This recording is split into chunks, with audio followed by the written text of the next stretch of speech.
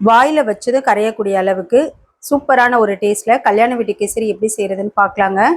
4 cup அளவுக்கு தண்ணி வந்து சேர்த்துக்கலாங்க. இந்த கப்ல தான் வந்து ரவை எடுக்க போறோம். தண்ணி வந்து நல்லா கொதிக்கட்டுங்க. இதை வேற ஒரு அடுப்புக்கு நான் மாத்தி வச்சிருக்கேன். கடாயில ரவை எடுக்கிற அதே கப்ல 1/4 கப் அளவுக்கு எண்ணெய் சேர்த்துக்கலாங்க. வாசனை இல்லாத எண்ணெயா சேர்த்துக்கலாம். முந்திரியும் திராட்சையும் நல்லா இந்த அளவுக்கு வறுப்பட்டதுக்கு அப்புறம் தனியா எடுத்து வச்சுக்கலாங்க.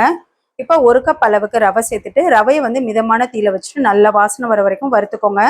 இப்போ தண்ணி கொதிச்சுட்டு இருக்கு இல்லைங்களா, அந்த தண்ணியை சேர்த்துட்டு கைவிடாம நல்லா கலந்து விட்டுக்கலாங்க. ஒரே டைரக்ஷன்ல நல்லா கலந்து விட்டுக்கலாங்க. அப்பதான் கட்டைகள் இல்லாம இருக்கும்.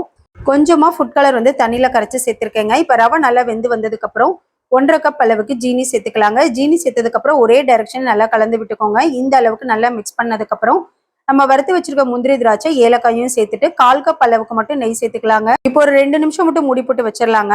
நம்ம சேர்த்திருந்த எண்ணெய் நெய் எல்லாமே நல்லா பிரிஞ்சு வந்திருக்குங்க. கல்யாண வீட்டு ஸ்டைல் ரவா கேசரி ரெடி.